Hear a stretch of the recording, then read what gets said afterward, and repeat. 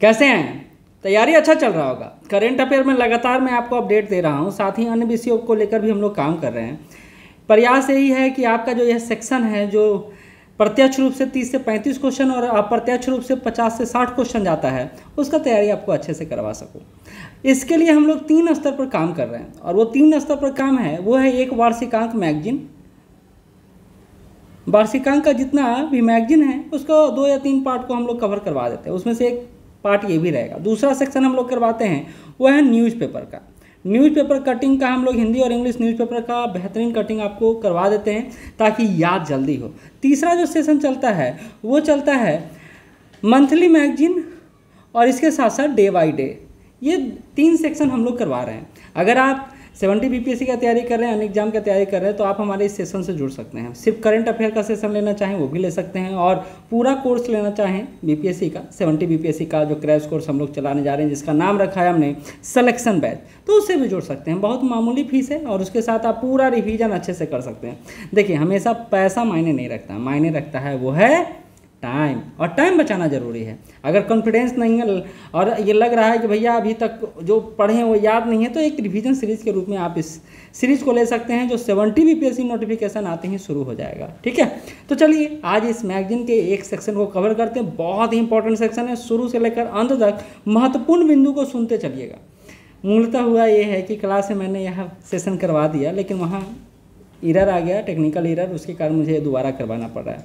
तो आपके लिए तो विन विन सिचुएशन है, जैसे भी हो। तो चलिए इस सीरीज़ को पूरा करते हैं। पहला जो हम लोग सेशन शुरू करेंगे अंतर्राष्ट्रीय परिदृश्य से शुरू करेंगे। अंतर्राष्ट्रीय परिदृश्य में आप देख रहे होंगे जो पहला ही है टॉपिक वो है बांग्लादेश बना कोलंबो सुरक्षा कॉन्क्लेव का 5वां सदस्य। पहले ये जानना जरूरी है कि कोलंबो सुरक्षा कॉन्क्लेव है किस संदर्भ में। तो यह मुख्यतः समुद्री सुरक्षा से जुड़ा हुआ इंपॉर्टेंट फैक्ट है। देखिए, पीटी में जो क्वेश्चन आता है ना, वो पूछता है ऐसे कि कोलंबो सुरक्षा कॉन्क्लेव जो हाल ही में बांग्लादेश जिसका सदस्य बना है, यह किस क्षेत्र से जुड़ा हुआ है। तो यह समुद्री सुरक्षा क्षेत्र से जुड़ा हुआ है। तो 5वां सदस्य बनना है, यानी इसके पहले 4 सदस्य और होंगे। तो कौन कौन है? तो भारत, श्रीलंका, मालदीव, ये तीनों संस्थापक सदस्य देश हैं। इसके अलावा बाद में मॉरिशस जुड़ा और अब बांग्लादेश जुड़ा है। मॉरिशस वर्ष 2022 में इसका सदस्य बना है और 2020 में इसकी स्थापना हुई है, जिसमें भारत, श्रीलंका, मालदीव द्वारा समुद्री सहयोग पर त्रिपक्षीय बैठक के दायरे में इसको शुरू किया गया। आपको पता है कि हिंद महासागरीय क्षेत्र हमारे लिए महत्वपूर्ण है। भारत 3 तरफ से घिरा हुआ समुद्रों से, और हिंद महासागर पर हमारा अगर नियंत्रण अच्छा रहता है तो वो ज़रूरी है कि उसके लिए हम लोग कुछ काम करें, और वही है कोलंबो सुरक्षा कॉन्क्लेव। ठीक है, चलिए 5 स्तंभों पर यह काम करता है। पहला है समुद्री सुरक्षा एवं संरक्षा, आतंकवाद एवं कट्टरपंथ का मुकाबला करना, तस्करी एवं अपराध, अंतर्राष्ट्रीय अपराध, साइबर सुरक्षा और मानवीय सहायता। देखिए ना, समुद्री सुरक्षा से अगर आप जोड़कर देखें तो पहला पॉइंट तो आपको पता होगा। दूसरा, आजकल देखते हैं समुद्री एरिया से आतंकवाद जैसी गतिविधियां बहुत तेज़ी से संचालित हो रही हैं, तस्करी हो रहा है। तो इन सब को रोकने के उद्देश्य से कोलंबो घोषणा पत्र को या कॉन्क्लेव को आप देख सकते हैं। एक इम्पॉर्टेंट पॉइंट ये है कि इस बैठक में प्रतिनिधित्व भारत की तरफ से कौन किए, कौन इस भारत को रिप्रेजेंट किए कोलंबो सुरक्षा कॉन्क्लेव में, तो वो है पंकज कुमार सिंह। ठीक है। दूसरा, भारत इटली द्विपक्षीय संबंध। खैर, प्रधानमंत्री मोदी जी का पिक्चर बहुत वायरल हुआ था। तो खैर G7 का शिखर सम्मेलन हुआ, और अपने तीसरे कार्यकाल के दौरान प्रथम विदेश यात्रा पर इटली ही गए हमारे प्रधानमंत्री। वहाँ पर जिस पर बात हुआ वो है आर्टिफिशियल इंटेलिजेंस, ऊर्जा, अफ्रीका और भूमध्य सागरीय क्षेत्र। G7 के मेन बिंदु में इन 4 सब्जेक्ट को रखा गया है। साथ ही इस सम्मेलन में फूड सिक्योरिटी यानी खाद्य सुरक्षा, पोषण के लिए संरचनात्मक बाधाओं को दूर करने के हेतु G7 के अपुलिया खाद्य प्रणाली पहल यानी AFSI का भी शुभारंभ किया गया। तो एक महत्वपूर्ण पहल है। आपको पता है रूस यूक्रेन युद्ध के कारण जो खाद्य संकट उत्पन्न हो गया है, उसको देखते हुए G7 अपने स्तर पर प्रयास कर रहा है। साथ ही आपको यहाँ पर बहुत सारे अन्य पॉइंट भी दिए गए हैं जो मुझे लगता है अननेसेसरी है आपके पीटी पॉइंट ऑफ व्यू से, मेंस पॉइंट ऑफ व्यू से इंपॉर्टेंट है। जैसे 1953 में प्रधानमंत्री जवाहरलाल नेहरू या पहली बार यात्रा पर गए थे। फिर इटली के राष्ट्रपति ऑस्कर लुइगी अस्काल्फारो 1995 में भारत की यात्रा पर आने वाले पहले इतालवी राष्ट्राध्यक्ष थे। तो ये राजनीतिक आयामों, सांस्कृतिक आयामों, इन सब से जोड़कर देखा जा रहा है जो आपके मेंस पॉइंट ऑफ व्यू से इंपॉर्टेंट है। आते हैं आपके पीटी पॉइंट ऑफ व्यू से जो इंपॉर्टेंट है उस पर। एक ये पॉइंट समझ लीजिए कि इटली यूरोपीय संघ में भारत का चौथा सबसे बड़ा व्यापारिक साझेदार है। जैसा मैं पहले बता रहा था क्लास में कि अभी भारत का सबसे बड़ा जो व्यापारिक साझेदार देश है वो है चीन। दूसरे नंबर पर आता है यूएसए। अब मात्र 0.1 बिलियन डॉलर का अंतर है दोनों में, अमेरिकी डॉलर का। बाकी यूएसए के साथ हमारा निर्यात ज़्यादा होता है और चाइना से आयात हम लोग ज़्यादा करते हैं। खैर आगे बढ़ते हैं। कहता है आईसीसी द्वारा रूसी रक्षा नेताओं की गिरफ्तारी का वारंट जारी हुआ है। आपको पता होगा 2023 में रूसी राष्ट्रपति व्लादिमीर पुतिन के खिलाफ भी ऐसा वारंट जारी हुआ है, लेकिन उसका कोई असर नहीं पड़ा है। और मैं यह मानता हूं कि अंतर्राष्ट्रीय अपराध न्यायालय जो अंतर्राष्ट्रीय स्तर पर आपराधिक घटनाओं के संदर्भ में काम करता है, कमजोर दिखता है। इसी बार उन्होंने एक कथित अंतर्राष्ट्रीय अपराधों के लिए पूर्व रूसी रक्षा मंत्री सर्गेई शोइगु और एक और मंत्री हैं चीफ ऑफ स्टाफ, वो हैं वालेरी गेरासिमोव, इन दोनों के खिलाफ गिरफ्तारी वारंट जारी किया। आपको पता होना चाहिए कि राष्ट्रपति पुतिन के बाद सेकंड नंबर और थर्ड नंबर के नेता कहे जाते हैं रसिया के, और इनके खिलाफ वारंट जारी किया गया है क्योंकि जो रसिया यूक्रेन युद्ध हो रहा है उसमें इनका जो व्यवहार रहा है वो मानवीय मूल्यों के खिलाफ रहा है, और इसको देखते हुए इन पर यह चार्जशीट दायर हुआ है। कहा जाता है आईसीसी में आरोप लगा कि नागरिक वस्तुओं पर हमले निर्देशित किया गया, नागरिकों को आकस्मिक क्षति पहुंचाया गया और नागरिक वस्तुओं को नुकसान पहुंचाया गया, और ये बोला गया है कि युद्ध की स्थिति में आम नागरिक को दिक्कत नहीं होना चाहिए, और यही सारा काम हुआ जिसका आरोप इन दोनों नेताओं पर लगा। अब हमारे सामने एक बड़ा यक्ष प्रश्न उत्पन्न होता है कि भैया अंतर्राष्ट्रीय आपराधिक न्यायालय है क्या?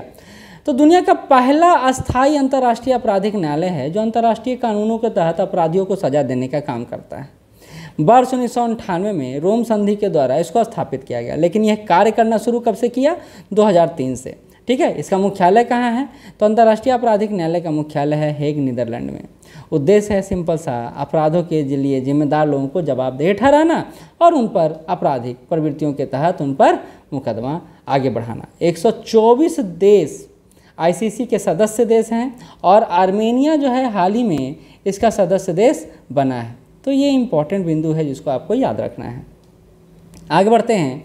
दक्षिण चीन सागर विवाद। अगर आप चाइना को समझने का प्रयास कीजिएगा तो साउथ चाइना सी और ईस्ट चाइना सी, ये दोनों पर हमेशा विवाद उत्पन्न होता रहता है, और इसके आसपास जितने भी देश हैं इन सब के साथ चाइना के विवाद रहे हैं।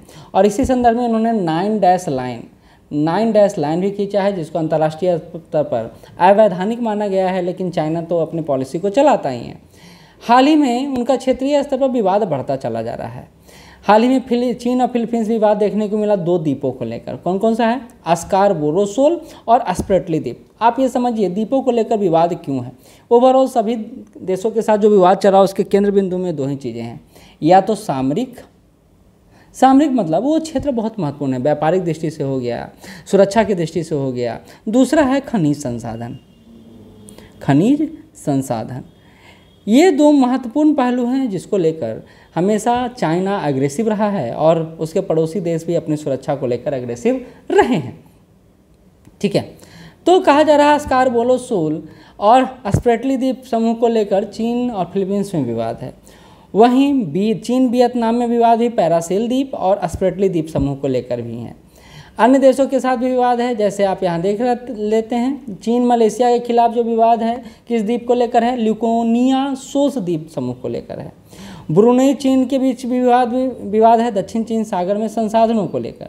इसके अलावा इंडोनेशिया और चाइना के बीच विवाद है नाटुना द्वीप समूह को लेकर। बहुत इंपॉर्टेंट है, याद करते चलिएगा। खैर, चीन ताइवान विवाद तो माना ही नहीं जाता है क्योंकि चीन ताइवान को अपना हिस्सा ही मानता है। मैंने अभी बोला 9 डैश लाइन का निर्माण किया, काल्पनिक रेखा है, और दक्षिण चीन सागर में अब चीन अपना एक सीमा रेखा बना दिया। कहीं भैया यही मेरा सीमा रेखा है, कोई इसका उल्लंघन करेगा वो चाइना पर के नियमों का उल्लंघन माना जाएगा। खैर, हेग स्थित अस्थायी मध्यस्थता न्यायालय ने 2016 में 9 डैश लाइन को खारिज कर दिया है, लेकिन चाइना अभी तक इसको मानता है। भारत भी जो साउथ चाइना सी और ईस्ट चाइना सी के इस क्षेत्र में अपनी भूमिका अदा करता है रिसर्च पॉइंट ऑफ व्यू से, और वियतनाम जैसे देशों को सहायता करने के, फिलीपींस जैसे देशों को सहायता करने के उद्देश्य से इस क्षेत्र में भारत जाता है। मूलतः इसके पीछे भारत का कारण है, वो चाहता है कि साउथ चाइना सी और ईस्ट चाइना सी में जो प्रॉब्लम चल रहा है वो प्रॉब्लम हिंद महासागर में नहीं आए, और इसके लिए भारत यहाँ पर अपनी उपस्थिति दर्शाता है। कल कुछ हुआ तो वहीं पर फरिया लिया जाएगा, है ना, ऐसा कुछ। चलिए, तो हल्के फुल्के अंदाज में था। आगे बढ़ते हैं। इशू को लेकर आपने देखा होगा फिलीपींस के साथ 100 ब्रह्मोस सुपरसोनिक एंटी-शिप मिसाइलों का निर्यात का भी एक समझौता किया गया है।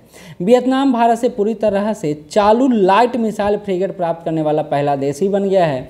तो भारत भी इस क्षेत्र में अपनी भूमिका रखता है, जो यहाँ पर बताया जा रहा है। बहुत ही इंपॉर्टेंट सेक्शन पर हम लोग बढ़ रहे हैं। यूक्रेन शांति सम्मेलन एवं भारत बहुत ही इंपॉर्टेंट है। पहला पॉइंट जो आपको याद रखना है कि यूक्रेन शांति सम्मेलन हुआ कहाँ है, तो ये स्विट्जरलैंड के बर्केनस्टॉक में हुआ है। 2 दिवसीय सम्मेलन है। बोला जाता है ना कि लड़का और लड़की का विवाह होता है, लेकिन खाली लड़की ले जाकर विवाह कर दिया जाए या लड़का लेकर विवाह कर दिया जाए तो वो पूर्ण नहीं माना जाएगा।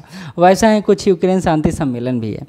क्यों मैं ऐसा बोल रहा हूँ? ऐसा इसलिए बोल रहा हूँ कि 100 से अधिक देशों को बुलाया गया कि भैया यूक्रेन युद्ध को रोका जाए, लेकिन रसिया को ही नहीं बुलाया गया। अब बताइए सम्मेलन कभी सफल हो पाएगा? लेकिन पूछा जाता है कि यहाँ एक घोषणा पत्र पर भी बात हुआ कि परमाणु सुरक्षा, वैश्विक खाद्य सुरक्षा और मानवीय मुद्दे, 3 बातों पर यहाँ घोषणा पत्र भी निकाला गया। साथ ही भारत, मैक्सिको, सऊदी अरब, दक्षिण अफ्रीका, थाईलैंड, इंडोनेशिया और संयुक्त अरब अमीरात जैसे देशों ने यहाँ जो विज्ञप्ति हुआ उस पर हस्ताक्षर नहीं किया। हम शामिल तो हुए लेकिन हस्ताक्षर नहीं किए। क्यों नहीं किए? क्योंकि हमारा संबंध रसिया से बहुत अच्छा रहा है और हम रसिया को किसी भी हालत में रुष्ट नहीं करना चाहेंगे, गुस्सा नहीं दिलाना चाहेंगे, क्योंकि संबंध हमारे खराब होंगे। अच्छा, एक इंपॉर्टेंट पॉइंट है कि ये स्विट्जरलैंड में जो हुआ सम्मेलन उसमें भारत की तरफ से प्रतिनिधि कौन गए, तो ये क्या, श्री पवन कपूर जी। ठीक है, इंपॉर्टेंट पॉइंट है, याद रहेगा आपको। ठीक है, आगे बढ़ते हैं। भारत के परमाणु हथियारों में वृद्धि हुआ है, ऐसा सिपरी का रिपोर्ट कहता है। SIPRI Stockholm International Peace Research Institute है, जो कहता है कि भारत में 172 परमाणु हथियारों का जखीरा है और इस मायने में हम पाकिस्तान से अब आगे निकल गए हैं और पूरी दुनिया में हमारा रैंक 6ठा नंबर का है। पहले नंबर पर अमेरिका आता है, दूसरे पे रूस आता है, तीसरे ब्रिटेन आता है, चौथे पे फ्रांस आता है, 5वें पे चीन आता है और 6ठे पे भारत आता है, 7वें में पाकिस्तान आता है, 8वें पे उत्तर कोरिया और 9वें पे इजराइल आता है। कहता पूरी दुनिया में 12,121 परमाणु हथियार शामिल हैं और इसमें सबसे ज़्यादा हथियार किसके पास है? यूएसए के पास है। कहता है यूएसए और रसिया के पास पूरा जो परमाणु जखीरा है ना, उसका 90% इन्हीं दोनों के पास है। कहा जाता है कि पाकिस्तान ने बारहेड संख्या में पिछले सालों में वृद्धि नहीं किया, इसलिए यह भारत से पीछे हो गया, नहीं तो 170 परमाणु हथियार तो इसके पास भी है। ये अभी चर्चा कर चुके हम लोग 50 में। अगला आते हैं। भारत ने पहली बार 2024 से 26 के लिए कोलंबो प्रोसेस की अध्यक्षता संभाली है। कोलंबो प्रोसेस, भारत पहली बार 2003 में अपनी स्थापना के बाद कोलंबो प्रोसेस की अध्यक्षता ग्रहण किया है, तो ये भारत के लिए इंपॉर्टेंट पॉइंट है। अब कोलंबो प्रोसेस क्या है? तो कोलंबो प्रोसेस दक्षिण और दक्षिण पूर्व एशिया के प्रवासी श्रमिक मूल के देशों का एक क्षेत्रीय परामर्श प्रोसेस है। अब श्रमिकों को लेकर यह, प्रवासी श्रमिकों को लेकर यह कोलंबो प्रोसेस को हम लोग देख रहे हैं। अभी कोलंबो कॉन्क्लेव को भी हम लोग पहला भी देख चुके हैं। कहता कोलंबो प्रोसेस में एशिया के 12 सदस्य राज्य और 8 पर्यवेक्षक देश भी, राज्य भी शामिल हैं। तो यह मूलतः आप जानते हैं कि एशिया के बहुत बड़े स्तर पर लोग जाते हैं दूसरे देशों में जॉब के लिए। अब श्रमिकों की सुरक्षा को लेकर भी यह कोलंबो प्रोसेस काम करता है। ठीक है, चलिए आगे बढ़ते हैं। नॉर्वे, आयरलैंड और स्पेन फिलिस्तीन को राज्य के रूप में मान्यता दे दी है और बड़ी बात है, तीनों यूरोपीय कंट्री हैं और ये बहुत इंपॉर्टेंट पॉइंट है, याद रखेंगे। ऐसे मैं जो क्लास में न्यूज़पेपर कटिंग चला रहा हूँ उसमें इन सारे बातों पर हम लोग ऑलरेडी डिस्कस कर चुके हैं।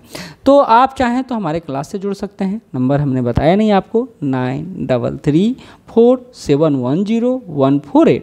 आप इस पर कॉल कर सकते हैं, व्हाट्सअप कर सकते हैं, विशेष जानकारी ले सकते हैं। बिम्स्टेक के बारे में चर्चा कर लेते हैं। बिम्स्टेक मई 2024 में बिम्स्टेक की भविष्य की दिशा को लेकर प्रतिष्ठित व्यक्तियों का समूह की तीसरी बैठक हुई। कहाँ हुई? इंपॉर्टेंट ये है, ढाका में हुआ। अध्यक्षता कौन कर रहा है? थाईलैंड कर रहा है और थाईलैंड के कौन प्रतिनिधि हैं? डॉक्टर सुनथॉर्न चेइनदीपम ने इसकी अध्यक्षता की है और बिम्स्टेक की वर्तमान में अध्यक्षता भी कौन कर रहा है? तो थाईलैंड ही कर रहा है। बिम्स्टेक के बारे में आप समझें कि यह बंगाल की खाड़ी और तटवर्ती सीमावर्ती देशों का एक क्षेत्रीय संगठन है।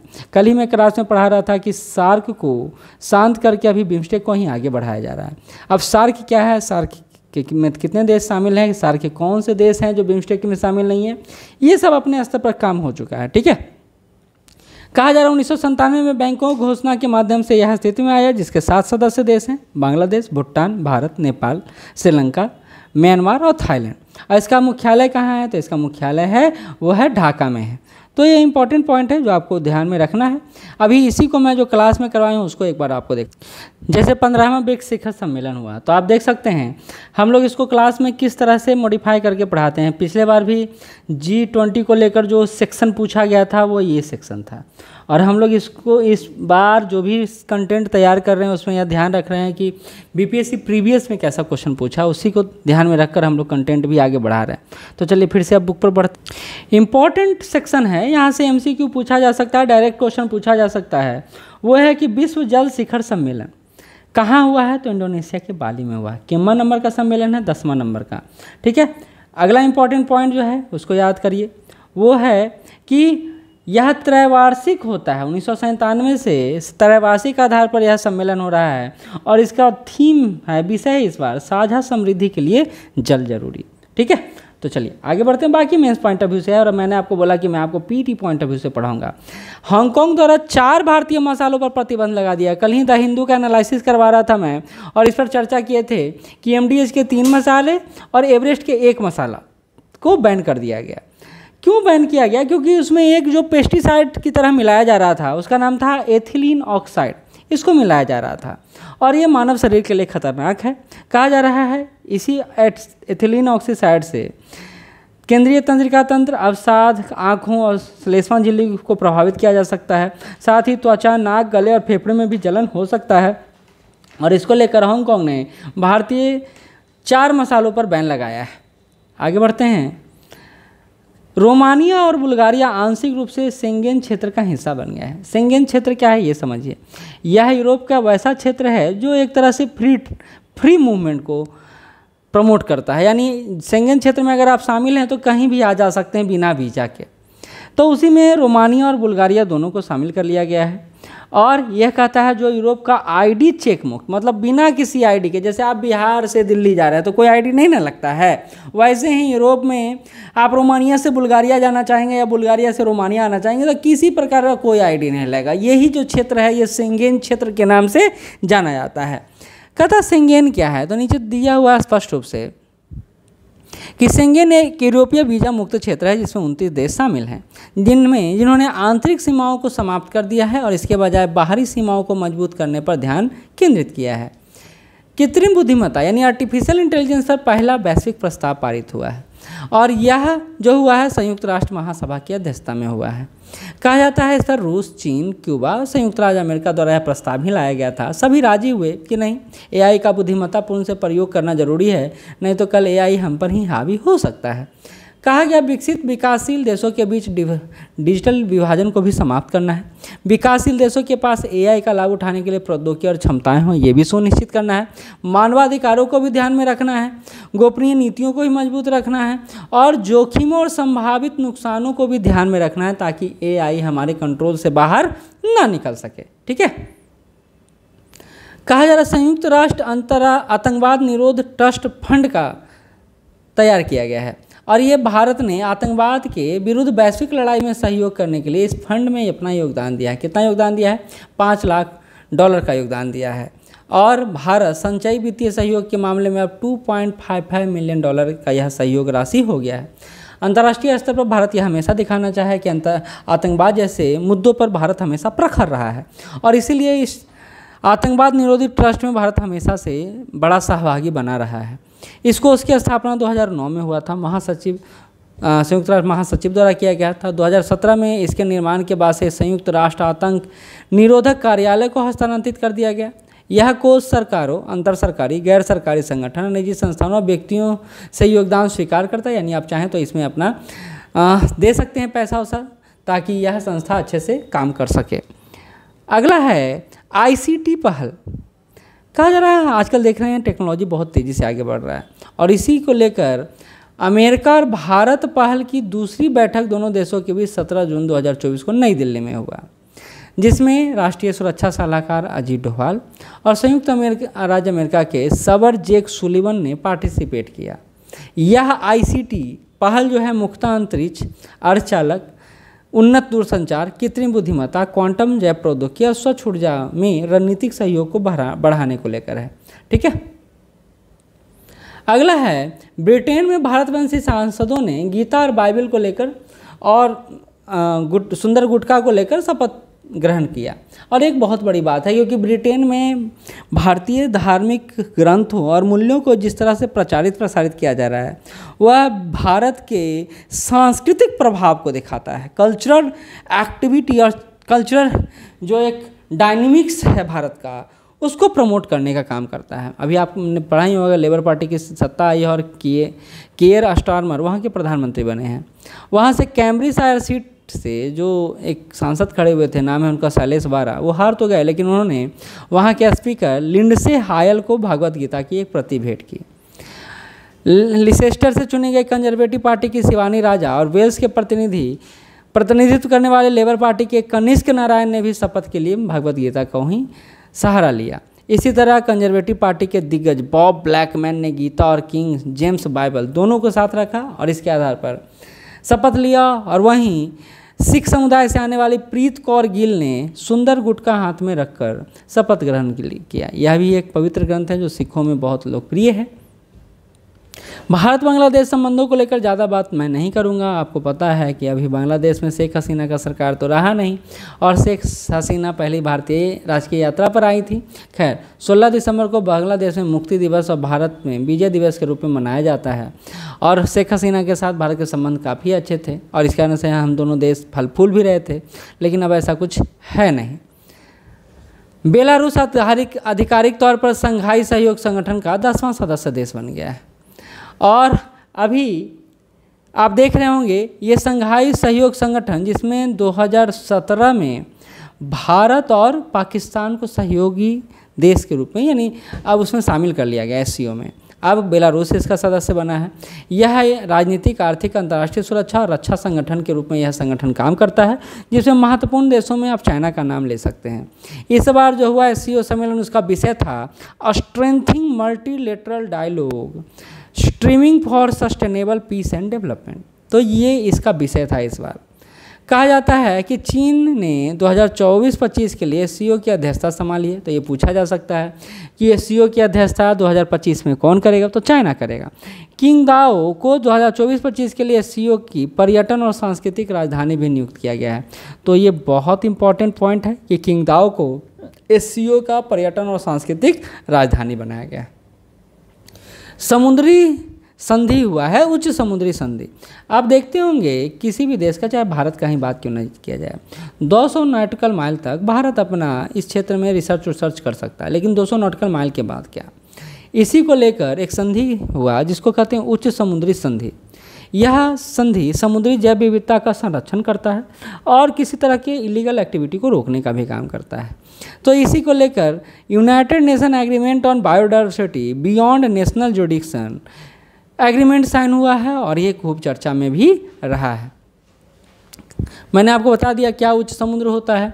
संयुक्त राष्ट्र उच्च समुद्र संधि के बारे में क्या कहता है? तो कहता है यह संयुक्त राष्ट्र समुद्री कानून अभिसमय के तहत एक अंतर्राष्ट्रीय संधि है जिसका उद्देश्य देश की सीमाओं से परे महासागर में समुद्री जैव विविधता के दीर्घकालिक संरक्षण पर बढ़ती चिंताओं को दूर करना। 51 सदस्य देश हैं इसके और 60 देशों ने इसका अनुमोदन भी कर दिया है।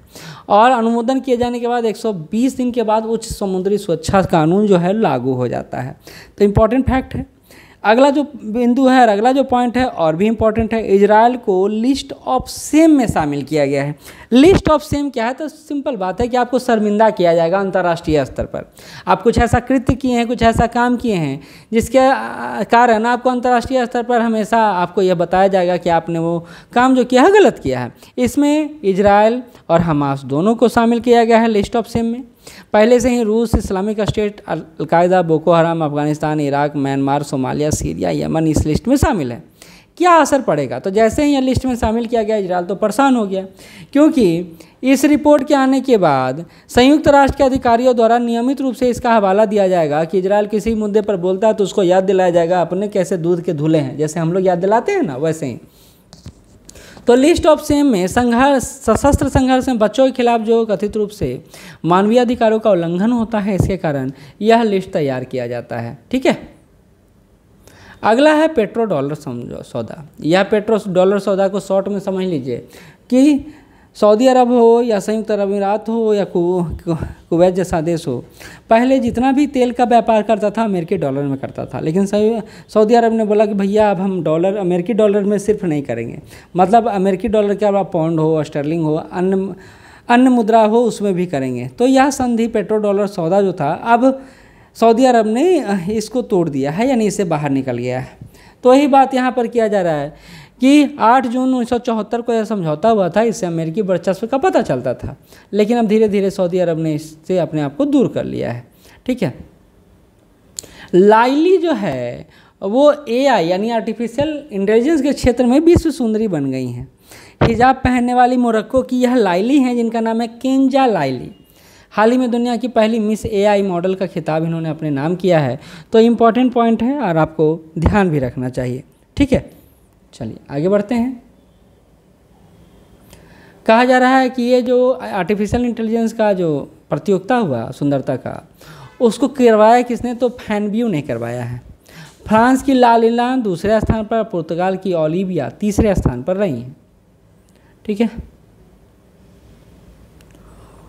इम्पॉर्टेंट सेक्शन जो है वो है तिब्बत समाधान अधिनियम को लागू कर दिया गया है।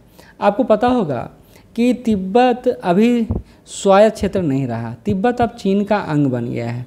हालांकि 1912 से लेकर 1949 तक तिब्बत स्वायत्त क्षेत्र था, लेकिन 1949 में चीन ने आक्रमण कर दिया तिब्बत पर, और चीन ने तिब्बत पर एक संधि थोपा, जिसको लेकर फिर से एक युद्ध हुआ। और उसके बाद 1959 के बाद वहाँ से तिब्बत जो निवासी थे और जो दलाई लामा थे वहाँ से पलायन कर गया, भारत के धर्मशाला में रहकर यहीं से सरकार चलाते हैं। उसी को लेकर चाइना पर दबाव बनाने के उद्देश्य से USA ने अमेरिकी कांग्रेस में तिब्बत चीन विवाद समाधान को लेकर एक अधिनियम पारित किया, जिसका उद्देश्य था बिना किसी पूर्व शर्त के शांतिपूर्ण वार्ता के माध्यम से अंतर्राष्ट्रीय कानून और संयुक्त राष्ट्र चार्टर के अनुसार चीन तिब्बत विवाद का समाधान होना चाहिए। बाकी कहानी मैंने बता दिया। तिब्बत की राजधानी लहासा है, इसलिए आप जब बिहार में कहीं भी आप जब अभी ठंडा का दिन आ ही रहा है, कोई भी मार्केट बनता होगा, स्वेटर वेटर मिलता है, तो लहासा मार्केट कहलाता है। तो इस तरह तिब्बती लोग अपने पहचान को बनाए रखे हुए हैं। चलिए आते हैं प्रोजेक्ट नेक्सस की बात कर लेते हैं। RBI ने प्रोजेक्ट नेक्सस को लॉन्च किया है। यह क्या है? तो प्रोजेक्ट नेक्सस में घरेलू स्तर पर देखते होंगे हम लोग UPI से पेमेंट करते हैं, फटाक से पेमेंट हो जाता है। वैसा ही कुछ हम लोग प्रोजेक्ट नेक्सस के माध्यम से अंतर्राष्ट्रीय स्तर पर भी कर पाएंगे, और इसलिए RBI ने बैंक फॉर इंटरनेशनल सेटलमेंट के साथ समझौता किया है। उद्देश्य है वैश्विक स्तर पर कई घरेलू त्वरित भुगतान प्रणालियों को जोड़कर सीमा भुगतान जो है उसको बहुत तीव्र करना।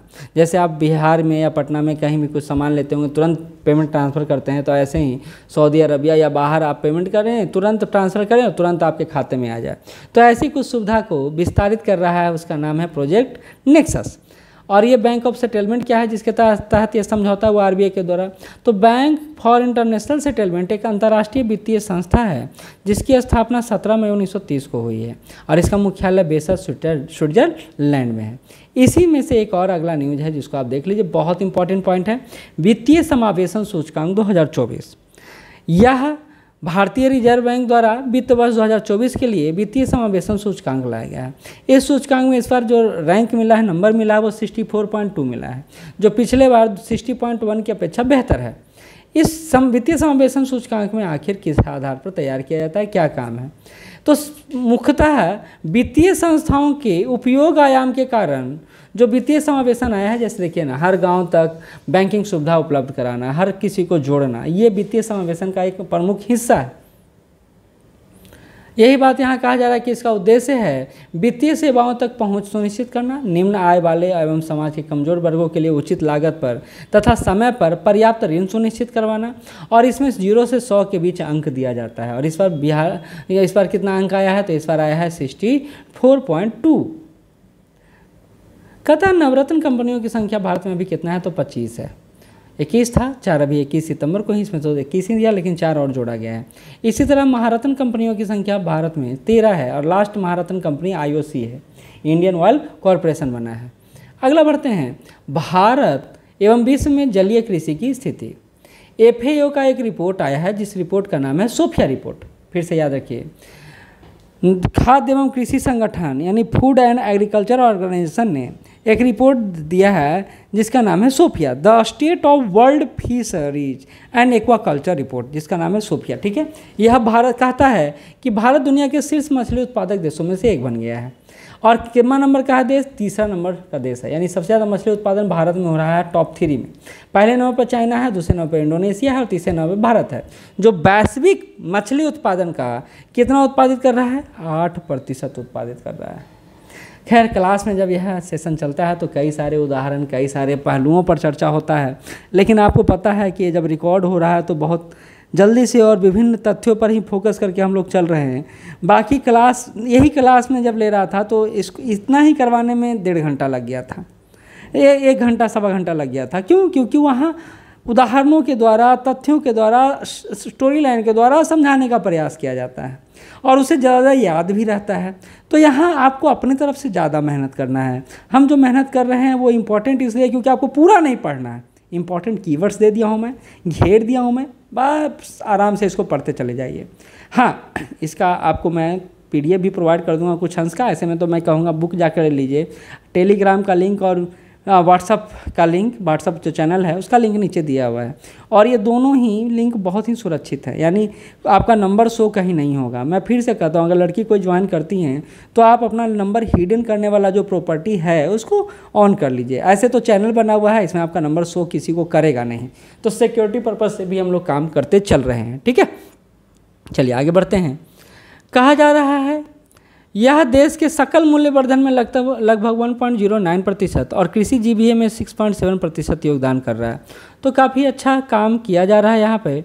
सोफिया रिपोर्ट की और मुख्य बात क्या है? तो कहता है कि वैश्विक मत्स्य स्टॉक की स्थिति और स्वास्थ्य के साथ साथ वैश्विक और क्षेत्रीय स्तर पर मत्स्य पालन और जलीय कृषि को रुझानों को लेकर यह काम कर रहा है।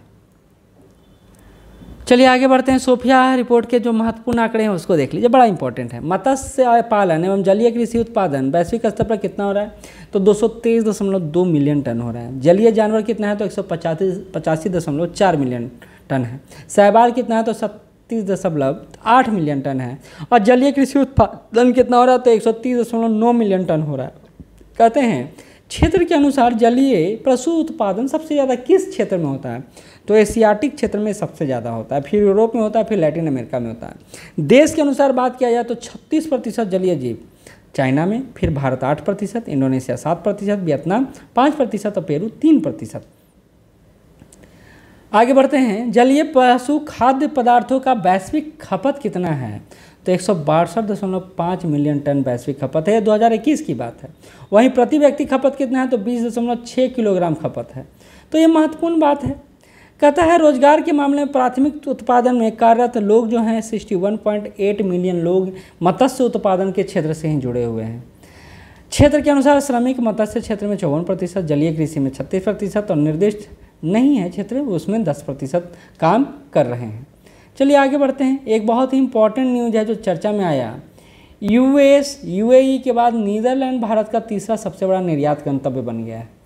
सबसे ज़्यादा निर्यात कहाँ करते हैं? USA को करते हैं, फिर UAE को करते हैं, फिर नीदरलैंड को करते हैं। महत्वपूर्ण है और इसको एकदम दिमाग में फिट कर लीजिए कि भैया US में हम सबसे ज़्यादा निर्यात करते हैं, फिर UAE में करते हैं, फिर नीदरलैंड में करते हैं। हालांकि आपको पता है सबसे बड़ा व्यापारिक साझेदार देश चाइना है, लेकिन हाँ, चाइना और USA के बीच जो व्यापारिक अंतर है मात्र 0.1 बिलियन डॉलर का है। तो हम ये कह सकते हैं कि भारत को USA से काफ़ी लाभ होता है। चाइना से जहाँ हम आयात करते हैं वहीं USA को हम लोग निर्यात करते हैं। तो एक पॉजिटिव इम्पैक्ट है जो हमको दिखाई देता है। अगला जो पॉइंट इम्पॉर्टेंट है वो है RBI ने ब्रिटेन से 100 टन सोना वापस मंगवाया है। कहा है कि भैया हमारा सोना हमारा वापस दे दो। होता ये है, ऐसा मत सोचिए कि हम लोग भीख मांग रहे हैं या कुछ ऐसा कर रहे हैं, खरीद रहे हैं, नहीं। भारत कुछ सोना का रिजर्व अपने पास रखता है, रिजर्व बैंक, और कुछ सोना जो है विदेशों के बैंकों में जमा रखता है ताकि विपरीत स्थितियों में उस सोने का प्रयोग अपने हितों में किया जा सके। लेकिन RBI का कहना है कि चलिए ब्रिटेन में बहुत दिन सोना रख दिए और सोना भारत में भी भेज दिया जाना चाहिए, तो वही हम लोग सोना मंगवा रहे हैं। ठीक है। कहता है गोल्ड रिजर्व के मामले में दुनिया के टॉप कंट्री की बात कर लेते हैं। अमेरिका में सबसे ज़्यादा गोल्ड रिजर्व है, फिर जर्मनी का नाम आता है, फिर इटली का आता है, फिर फ्रांस का, चाइना का आप देख रहे होंगे बहुत पीछे है। भारत का तो यहाँ आप देख रहे होंगे 9वां पोजीशन पर हम लोग बैठे हुए हैं। तो ये सभी आंकड़े जो दिया है फोर्ब्स इंडिया ने दिया है, तो उसी के सोर्स का प्रयोग किया गया है यहाँ पर। आरबीआई ने प्रवाह पोर्टल लॉन्च किया है ताकि सरकारी प्रतिभूतियों के लेन देन और इस तरह का जो प्रवाह हो रहा है मुद्रा का उसको देख रेख किया जा सके। ठीक है। कहता चीन भारत के मध्य उच्चतम व्यापारिक संबंध है। अभी मैंने इसको आपको बता दिया कि भारत का सबसे बड़ा व्यापारिक साझेदार जो देश है वो चाइना है। ठीक है। हालांकि इधर हाल ही में रसिया के साथ भी हमारा व्यापार बहुत तेज़ी से बढ़ा है। रूस के साथ व्यापार घाटा जहां 3.45 अरब डॉलर हुआ करता था वहीं 57.18 अरब डॉलर हो गया। ऐसा क्यों हुआ? क्योंकि मुख्यतः हम लोग कच्चे तेल का आयात जो है चाइना से करने लगे हैं, प्राकृतिक गैस जो है चाइना से खरीदने लगे हैं और इसी कारण हमारा व्यापार घाटा बहुत तेज़ी से बढ़ा है। ठीक है। ठीक, आगे बढ़ते हैं। एक और बात है, एक बार क्वेश्चन आ गया था बीपीएससी में कि भैया बताइए वर्ल्ड बैंक ने कितना ग्रोथ रेट भारत का माना है। तो इसी तरह अंगटाड ने 6.5% ग्रोथ रेट माना है, ग्रोथ रेट। ठीक है। अंगटाड के बारे में बात किया जाए, थोड़ा मुँह फंस रहा है, पानी पी लेता हूँ। जहाँ अंगटाड ने 6.5% ग्रोथ रेट की बात की है भारत का की, वहीं IMF बात करता है कि भारत का वृद्धि दर 6.8% रहेगा। तो ये अब बस अंक याद रख लेना है। IMF के बारे में आपको पता ही है कि यह एक प्रमुख वित्तीय एजेंसी है और एक अंतर्राष्ट्रीय वित्तीय संस्थान भी है जिसकी स्थापना 1944 में हुआ है। इसका मुख्यालय वाशिंगटन DC में है। 190 सदस्य देश इसमें शामिल हैं। ठीक है। भारत डिजिटल रूप से वितरित सेवाओं का चौथा सबसे बड़ा निर्यातक देश बन गया है। अब ये डिजिटल रूप से वितरित सेवाओं का मतलब क्या होता है? तो आप समझते हैं कि आजकल सारा जो क्रियाकलाप है डिजिटल ही हो रहा है और भारत अब डिजिटल रूप से वितरित सेवाओं के लिए चौथा निर्यातक देश बनकर उभरा है, ऐसा कहना है WTO का। कहता भारत को रैंकिंग में जर्मनी से आगे निकलने में मदद मिलेगी और यह भी संयुक्त राज्य अमेरिका, यूनाइटेड किंगडम और आयरलैंड से पीछे है। तो आप देख रहे हैं भारत लगातार डिजिटल क्रांति की तरफ ध्यान दे रहा है और इसमें शिक्षा, गेमिंग, स्ट्रीमिंग, संगीत और वीडियो में पेशेवर सेवाएं शामिल हैं जिसमें भारत लगातार सुधार कर रहा है। UPI लेन देन में 56% का वृद्धि हुआ है और ये एक बहुत सकारात्मक कदम है और पहुंच देख रहे होंगे आप डिजिटल इंडिया का। ठीक है। हुरुन ग्लोबल यूनिकॉर्न इंडेक्स 2024 आया है। ग्लोबल यूनिकॉर्न इंडेक्स 2024 में भारत का स्टार्टअप इकोसिस्टम बहुत धीमा हुआ है और लगातार जो इकोसिस्टम बढ़ रहा था यूनिकॉर्न कंपनियों का, उसमें गिरावट देखा गया है। क्या हुआ है? तो पिछले साल भारत में 68 यूनिकॉर्न कंपनियां थी। उसके पहले आप 101 तक सुने होंगे। 2023 में 67 ही हो गया है। अमेरिका में सबसे ज़्यादा यूनिकॉर्न कंपनियां हैं। यूनिकॉर्न कंपनियां सामान्यतः ये समझिए 1 बिलियन अमेरिकी डॉलर की जो कंपनी होती है उसका यूनिकॉर्न कंपनी नाम कहा जाता है। तो पहला अमेरिका है, दूसरा चाइना है और भारत की स्थिति अभी यूनिकॉर्न के मामले में गिरावट देखा जा रहा है। तो यही बोला जा रहा है कि अमेरिका इस सूची में 703 यूनिकॉर्न के साथ शीर्ष पर है, चाइना दूसरे नंबर पर है, वहीं भारत स्विगी और Dream11 जैसे जो हैं वो सबसे मूल्यवान यूनिकॉर्न की श्रेणी में आते हैं। यहाँ पर स्पष्ट रूप से बोला है कि यूनिकॉर्न का अर्थ क्या है, तो एक स्टार्टअप कंपनी जिसका मूल्य 1 बिलियन अमेरिकी डॉलर से अधिक हो और जो निजी स्वामित्व वाली हो और शेयर बाजार में सूचीबद्ध भी ना हो, वैसी कंपनियों को यूनिकॉर्न कंपनी कहा जाता है। SBI ने स्मॉल मीडियम इंटरप्राइजेस सेक्टर के लिए बिजनेस लोन की बात किया, कहा है कि 45 दिन में मात्र हम लोन MSME सेक्टर को दिलवा देंगे। तो एक अच्छा पहल है SBI का। अगला है global economic mid year outlook 2024 जारी किया है। किसने जारी किया है? मॉर्गन स्टैनली ने जारी किया है। ये क्या कहता है? तो कहता है कि global economic mid year outlook यह संकेत देती है कि भारत में उपभोक्ता और व्यावसायिक खर्च दोनों के मामले में वृद्धि अधिक व्यापक होती जा रही है। यानी उपभोक्ता भी खर्च कर रहा है और व्यावसायिक वर्ग भी खर्चा कर रहा है। चूँकि एक डेवलपिंग कंट्री हम लोग तो लगातार खरीदारी तो करते ही रहते हैं और कहा जा रहा है कि मुद्रास्फीति भी अभी हमारे कंट्रोल में है, क्योंकि आपको पता है +-4 जो है वही मुद्रास्फीति का एक अच्छा दायरा माना जाता है, यानी 2 से लेकर 6% तक। और आप देख रहे हैं 2 से 6% के आसपास ही रहने का उम्मीद है, तो एक अच्छा संकेत भी है।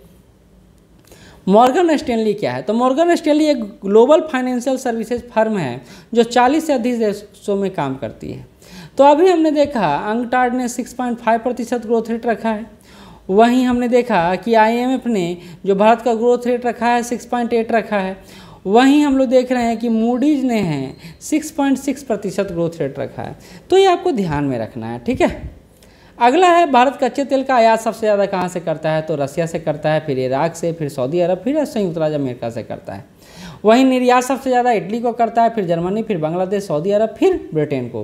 क्योंकि आपको पता होगा कि हम लोग क्रूड ऑयल इंपोर्ट करते हैं, आयात करते हैं, और जो पेट्रोलियम प्रोडक्ट है, पेट्रोल है या डीजल है, उसको हम लोग निर्यात करते हैं। ठीक है, तो ये ध्यान में रखिएगा। चलिए आगे बढ़ते हैं। यहीं बोला जा रहा है पोषण संबंधी जानकारी को बोल्ड एवं बिगर फॉन्ट में लेबल करना अनिवार्य होगा। और ऐसा मैं नहीं कह रहा हूँ, FSSAI का नया जो नीति है वो कह रहा है। भारतीय खाद्य सुरक्षा और मानक प्राधिकरण ने पैक्ड फूड पर कुल चीनी, नमक और संतृप्त वसा के बारे में पोषण संबंधी जानकारी को बोल्ड अक्षरों में और फॉन्ट के आकार को बढ़ाने का निर्देश दिया है। कहा जा रहा है इसका उद्देश्य है उपभोक्ताओं को उत्पादों के पोषण मूल्य को बेहतर ढंग से समझाना कि भैया ये उत्पाद का कितना पोषण आपको मिल सकता है, कितना कैलोरी मिल सकता है, कितना प्रोटीन मिल सकता है, ये सब को दिखाने के लिए आपको वो बोल्ड लेवल करना। अभी देखते होंगे कोई भी प्रोडक्ट चाहे हॉर्लिक्स खरीदने, बॉर्नवीटा खरीदने, कितना परसेंट प्रोटीन मिलेगा, कितना वसा मिलेगा, कार्बोहाइड्रेट सब परसेंटेज लिखा रहता है, तो कितना कैलोरी ऊर्जा मिलेगा, तो इसको अब बोल्ड करने को कहा गया है FSSAI द्वारा। ठीक है, अभी हम लोग जैसा कि मैंने शुरू में बताया सिलेक्शन बैच लेकर चल रहे हैं 70 BPSC को लेकर। आज या कल में नोटिफिकेशन आने वाला है और तुरंत हम लोग सिलेक्शन बैच शुरू करेंगे। और यह बैच किस मायने में इंपॉर्टेंट होगा तो ये समझ लीजिए, हम लोग निश्चित समय में निश्चित टारगेट करके निश्चित यूनिट को कंप्लीट करेंगे विथ MCQ और विथ डिस्कशन। ठीक है, चलिए आप इसके संदर्भ में जो जानकारी ले सकते हैं नीचे नंबर दिया हुआ है, इन दोनों नंबर में से किसी पर भी कॉल कर सकते हैं। ठीक है, 3 नए आपराधिक कानूनों को, ये बहुत इंपॉर्टेंट है, बहुत ही इंपॉर्टेंट है। 3 नए आपराधिक कानूनों को स्वीकार किया गया है 1 जुलाई 2024 को। चाहे बिहार हो, चाहे यूपी हो, चाहे मध्य प्रदेश हो, कहीं भी 1 जुलाई 2024 ही होगा। कौन से 3 नए कानून हैं? तो पहला है भारतीय न्याय संहिता BNS, दूसरा है भारतीय नागरिक संहिता BNSS, तीसरा है भारतीय साक्ष्य अधिनियम BSA। ये तीनों किसका स्थान लिया है? तो भारतीय न्याय संहिता, एकदम याद रखिएगा, IPC का जगह लिया है। भारतीय नागरिक सुरक्षा संहिता CRPC का जगह लिया है। और भारतीय साक्ष्य अधिनियम भारतीय साक्ष्य अधिनियम का जगह ही लिया है। तो ठीक है, एक बात और याद रखिए, IPC कब आया है? तो 1860 में। CRPC में संशोधन करके 1973 में इसको इम्प्रूव किया गया। और जो भारतीय साक्ष्य अधिनियम है 1872 में आया। तो तीनों को निरस्त करके नया कानून लाया गया है। और राष्ट्रपति द्रौपदी मुर्मू ने 25 दिसंबर 2023 को इन 3 नए आपराधिक कानूनों को मंजूरी भी दे दिया है। तो पूरे भारत में ये लागू भी किया जा रहा है। कहा जा रहा है भारतीय न्याय संहिता के बारे में जान लें। बलात्कार, पीछा करना, किसी महिला की गरिमा को ठेस पहुंचाना जैसे कृत्यों को पहले ही चार्जेबल माना गया था और अभी भी अब अधिकतम आयु भी 16 से बढ़ाकर 18 वर्ष कर दिया गया। यानी सामूहिक बलात्कार के मामलों में पीड़िता की अधिकतम आयु भी 16 वर्ष से बढ़ाकर 18 वर्ष कर दिया गया है कि भैया इतना आयु के संदर्भ में आपको बलात्कार या सामूहिक मामले के संदर्भ में भारतीय न्याय संहिता काम करेगा। 358 धारा है नया धारा में, किस में? न्याय संहिता में। पहले IPC में कितना धारा था? 511 धारा था। ठीक है, जाति, भाषा, व्यक्तिगत विश्वास के आधार पर 5 या अधिक व्यक्तियों द्वारा कोई हत्या या अपराध किया जाता है, जैसे जिसको आप कहते हैं मॉब लिंचिंग यानी भीड़ तंत्र, उसको भी अब आजीवन कारावास, मृत्यु और जुर्माना में बदल दिया गया है। एक बहुत बड़ा काम किया गया न्याय संहिता में, राजद्रोह को अपराध के रूप में समाप्त कर दिया गया है। ठीक है, उसी तरह चोरी या स्नैचिंग को भी 3 साल सजा का प्रावधान किया गया है। 0 FIR का प्रावधान भी किया गया है। CRPC के तहत 0 FIR को अब लागू किया गया है। और इलेक्ट्रॉनिक सम्मन, अब पहले क्या था, सम्मन आपको जो भेजा जाता था वो फिजिकल मैनुअली भेजा जाता था, यानी लेटर उतर जाता था। अब इलेक्ट्रॉनिक भी भेजा जा सकता है। अगला है, आगे बढ़ते हैं, इसको बहुत अच्छे से समझ लीजिए, ज़्यादा अच्छा है। विवाह के झूठे वादे करना, कपटपूर्ण व्यवहार करना, 10 साल की सज़ा आपको हो सकती है इसके लिए। अपहरण, जबरन वसूली, अनुबंध, दूसरे के बीच संगठित अपराध को वर्गीकृत करना, इसके लिए मृत्युदंड, मृत्यु या आजीवन कारावास या 10 लाख रुपये तक का जुर्माना, ये सब लगाया जा सकता है आप पर। तो ये न्याय संहिता है। और ऐसे भी न्याय संहिता आने के बाद जो IPC का इतना ज़्यादा जो समस्या चलता था, अब समाधान होने की ओर ये बढ़ चला है। ठीक है, चलिए आगे बढ़ते हैं। भारतीय नागरिक सुरक्षा संहिता 2023 की मुख्य विशेषताएं क्या है? तो पहली बात कि इसमें 531 धाराएं हैं जो CRPC के 484 धारा से कहीं ज़्यादा है। ठीक है, इसमें सीआरपीसी के 14 धाराओं को निरस्त भी कर दिया गया है, यानी उनको आगे बढ़ाया नहीं गया है। एक बात ये समझिए कि न्याय संहिता हो चाहे नागरिक संहिता हो, क्या आईपीसी के सारे धाराओं को समाप्त कर दिया गया? नहीं भैया, ऐसा नहीं हुआ है। कुछ जो धाराएं थी, बहुत अच्छी धाराएं थी, उनको रखा गया है, बाकी को कुछ को चेंज किया गया है, कुछ को हटा दिया गया है। तो इस तरह से यह नागरिक सुरक्षा संहिता भारतीय न्याय संहिता बना है। ठीक है। कहता पुलिस हिरासत की अवधि अब 90 दिनों तक हो सकता है, पहले 15 दिनों तक था। और कहा जा रहा है कि 90 दिनों तक जो अवधि होगा उसको 2 भागों में बांटा जा सकता है। आप देखते होंगे कि अभी भी आप थाने में जाते तो 15, आप थाना में 24 घंटे के अंदर मजिस्ट्रेट के समक्ष, उसके बाद आपको जेल में भेज दिया जाता है। तो आप पुलिस के अधीक्षण में भी रहते हैं 15 दिन तक, और न्यायिक हिरासत में भी भेजा जाता है, जो अब बढ़ाकर 90 दिन तक कर दिया गया है। कहा जाता है कि सीआरपीसी 1973 के प्रावधानों को बरकरार रखा गया। यदि किसी आरोपी ने अधिकतम कारावास में आधी अवधि तक बिता लिया हो जेल में, तो उसको जमानत मिल सकता है। और अगर कोई बड़ा अपराध किया है और आधा अवधि नहीं बिताया है, तो उसको जमानत नहीं मिलता, यानी आप पैरोल पर जेल से बाहर नहीं आ सकते हैं, ऐसी प्रक्रिया है। एक और बहुत महत्वपूर्ण बात हुआ है, अब ट्रायल, जो पुलिस थाना का ट्रायल हो 45 दिन में कंप्लीट करना है, चार्ज फ्रेम आपको करना है 60 दिन के अंदर। तो अब इससे माना गया है कि जो न्याय की अवधारणा है वो आज ज़्यादा बलवती होगा। पहली बार आतंकवाद को परिभाषित किया गया है आईपीसी में, तो एक अच्छा बात है जो यहाँ पर दिखाई दे रहा है। साक्ष्य अधिनियम में बोला गया है कि अब दस्तावेजीकरण किया जाएगा, इलेक्ट्रॉनिक्स माध्यमों को भी माना जाएगा। पहले जो था कि बहुत समस्या हो रहा था, इलेक्ट्रॉनिक साक्ष्यों को नहीं माना जाता था, ऐसा अब नहीं है। कहा जा रहा है यह अधिनियम द्वितीयक साक्ष्य के तहत नई श्रेणियाँ मौखिक, लिखित स्वीकृति और उस व्यक्ति की गवाही को पेश करने देता है जिसमें दस्तावेज की जांच की हो। और अब आपको वीडियो रिकॉर्डिंग भी करने की सुविधा और आप उसको मान्यता भी दिया गया है, ताकि अपराधी बार बार अपने स्टेटमेंट को बदले नहीं, अगर एक बार उसको स्वीकार कर लिए हैं तो। कहता है आपराधिक कानूनों में सुधार के लिए समितियों का गठन हुआ, जैसे मलीमथ कमेटी का गठन हुआ। आपराधिक न्याय प्रणाली में सुधार लाने के लिए कौन सा कमेटी गठित हुआ? Malimath committee. Justice Verma panel, आप देखे होंगे निर्भया केस के बाद जस्टिस वर्मा पैनल का गठन हुआ। रणवीर सिंह समिति 2020 में आपराधिक कानूनों के 3 कानूनों की समीक्षा करने के लिए गठित हुआ। और इसी तरह आप देख रहे हैं आईपीसी 1860, सीआरपीसी 1973, साक्ष्य अधिनियम 1872। ठीक है। कहा जाता है कि इन अधिनियमों को प्रसारित करने के लिए मीडिया के साथ वार्तालाप प्रोग्राम को चलाया गया। वहीं national informatics centre development authority द्वारा ई साक्ष्य प्रोग्राम, न्याय श्रुति, ई सम्मन, इन सब प्रोग्रामों को, उन प्लेटफॉर्मों का भी प्रयोग किया जा रहा है। ठीक है। जम्मू कश्मीर में शत्रु एजेंट अध्यादेश जारी किया गया है। इसका मतलब है कि अगर आप आतंकवादियों को या कि आप शत्रु एजेंट को सहायता करते हैं तो आपको भी उसी तरह ट्रीट किया जाएगा। ठीक है। सार्वजनिक परीक्षा अनुचित साधनों के रोकथाम अधिनियम 2024 पारित किया गया। अभी देख रहे होंगे कितना पेपर लीक हो रहा है, कितना भ्रष्टाचार हो रहा है। इन सब को रोकने के लिए सार्वजनिक परीक्षा अनुचित साधनों की रोकथाम अधिनियम 2024 को लाया गया है, जिसमें अगर इस तरह के अपराधों में आप पाए जाते हैं तो आप सभी अपराध संज्ञेय होंगे, गैर जमानती होंगे और गैर समनीय होंगे, यानी आपको डायरेक्ट पकड़ा जाएगा और जेल में रखा जाएगा। कहता राष्ट्रपति द्रौपदी मुर्मू ने 13 फरवरी 2024 को सार्वजनिक परीक्षा अनुचित साधनों की रोकथाम विधेयक 2024 को स्वीकृति दिया है। इस अधिनियम की धारा 2 के सार्वजनिक परीक्षा को परिभाषित करती है। उक्त अधिनियम की अनुसूची के तहत निर्दिष्ट या केंद्र सरकार द्वारा अधिसूचित अधिकारियों द्वारा आयोजित कोई भी परीक्षा इसमें शामिल किया जा सकता है, जैसे यूपीएससी की परीक्षा, एसएससी की परीक्षा, बीपीएससी की परीक्षा, आईबीपीएस की परीक्षा, सबको इसमें शामिल किया जाता है। इससे क्या होगा कि जो धांधली और जो करप्शन है उसका खेल कम होगा। लेकिन जब सेंटर का सेंटर ही खरीद लिया जाता है और सेंटरबाज ही सेंटर चलाने लगते हैं तो इसका क्या लाभ रहेगा बताने की ज़रूरत नहीं है। लेकिन चलिए, सरकार प्रयास तो कर रही है। 3 अधिनियमों को ख़त्म करके एक अधिनियम लाया गया है, वो है दूरसंचार अधिनियम 2023। इसके बारे में समझ लीजिए।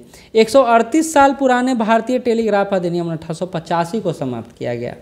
वायरलेस टेलीग्राफ अधिनियम 1933 को समाप्त किया गया और टेलीग्राफ तार अधिनियम 1950 को भी निरस्त करके दूरसंचार अधिनियम 2023 को लाया गया है।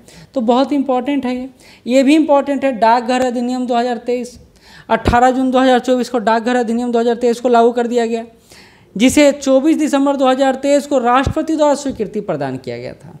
यह अधिनियम किसका जगह लेगा? तो भारतीय डाकघर अधिनियम 1898 का जगह लेगा। ठीक है। कहता है इस अधिनियम के तहत डाक सेवाओं के महानिदेशक को भारतीय डाक का प्रमुख बनाया गया। डीजीपीएस हैं उनको अब प्रमुख बना दिया गया भारतीय डाक का।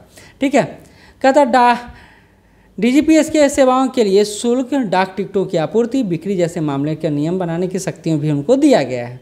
अब आप देखते हैं देश में डाक के द्वारा ही ज़्यादातर अभी पत्र भेजा जाता है और ये सस्ता सुस्ता भी है और पूरे भारत में ग्रामीण पृष्ठभूमि हो चाहे शहरी पृष्ठभूमि सभी को जोड़ता भी है। कहता है कि भारतीय डाक नियमों के माध्यम से निर्धारित दायित्वों को छोड़कर अपने सेवाओं के संबंध में किसी अन्य दायित्व का वहन नहीं करेगा, यानी अपना सेवा ही करेगा। एक बड़ा विशेष चीज़ इसमें संशोधन किया गया है जिसको लेकर असहज महसूस किया जा रहा है कि सरकार के पास पत्रों के संप्रेषण पर विशेष अधिकार नहीं होगा। ये सारा अब इसी भी अधिनियम के तहत रहा गया है और कहा गया है इस विधेयक में किसी भी अपराध या दंड का उल्लेख नहीं किया गया है। उदाहरण के लिए डाक अधिकारी द्वारा डाक सामग्री को अनधिकृत रूप से खोला अगर जाता है तो उसके लिए भी डाक अधिकारी को किसी प्रकार का कोई दंड नहीं दिया जाएगा। ये एक बड़ा अलग तरह का लगा बात, क्योंकि अगर आपके सामान को कोई खोल लेता है तो वो अपराध है ना। फॉर्म 70C बहुत चर्चा में रहा। ये क्या है तो ये कुछ नहीं है। आप अगर एक वोटिंग एरिया बनता है और वहाँ पोलिंग बूथ जो बनता है उस पर कितना वोट पड़ा, कितने मतदाताओं की संख्या रही, इन सब का पूरा विवरण लिखना रहता है फॉर्म 70C में। विपक्षी पार्टी ने कहा भैया फॉर्म 70C को हर बूथ में भरवाया जाए और उसी को जब काउंटिंग हो ना तो उसको देखा जाए कि भैया जो भराया है जितना उतना ही काउंटिंग में आया है, उससे ज़्यादा या कम आया है। तो चुनाव आयोग सुप्रीम कोर्ट में बोला कि इसमें बहुत दिक्कत हो सकता है और कानूनी रूप से सही भी नहीं है, क्योंकि इसको तो बस एक उपाय के रूप में रखा गया है। तो इसी को लेकर फॉर्म 70C चर्चा में था। एक अगला जो पॉइंट है, इंपॉर्टेंट पॉइंट है, वो है संसदीय लोकतंत्र में शैडो कैबिनेट। शैडो आप देखिए, एक व्यक्ति अगर है तो उसका एक परछाई होता है, परछाई आपके साथ चलता है। वैसे ही शैडो कैबिनेट की अवधारणा है कि आप अगर मंत्री हैं तो एक मंत्री के खिलाफ विपक्षी पार्टी एक विधायक को रख देता है कि भैया आप इसे कामकाज को देखो, कुछ कमी हो बताओ जल्दी से। यही काम उड़ीसा में किया गया है। बीजेडी सदस्यों को क्या किया गया है कि बीजेडी अभी सत्ता में है नहीं, बीजेपी सत्ता में आई है, तो शैडो कैबिनेट का गठन क्या, हर मंत्री के पीछे एक व्यक्ति को लगा दिया ताकि आप उसको देखरेख करें, सीखें, समझें और आगे बढ़ें। इस तरह की अवधारणा ब्रिटेन में बहुत ज़्यादा प्रचलित है और उसी को ध्यान में रखते हुए भारत भी इस तरह के शैडो कैबिनेट का गठन कर रहा है। इसी संदर्भ में किचन कैबिनेट की हम लोग बात किए और इसी तरह संदर्भ में हम लोग मंत्रिपरिषद की बात किए। क्लास में जब पढ़ा रहा था तो इतना तो बताया था आपको, सारा बात का जिक्र यहीं करना सही नहीं है, लेकिन अगर आप नहीं जानते तो इसको सर्च कर लीजिएगा, थोड़ा मेहनत तो आपको भी बनता है ना। तो यही मैं आपको बोल रहा था कि कनाडा हो चाहे यूके हो, विपक्षी दल शैडो कैबिनेट का गठन करते हैं, जो कि विपक्षी दलों के सांसदों का समूह होता है जिन्हें आलोचक भी कहा जाता है। ठीक है, तो ये आज यहीं तक हम लोग देखते हैं, फिर अगला सेशन में हम लोग आगे की बात करेंगे और अगला बार आवाज़ सही रहेगा, इस उम्मीद के साथ आज यहीं विषय समाप्त करता हूँ। धन्यवाद। कैसा लगा नीचे ज़रूर बताइएगा।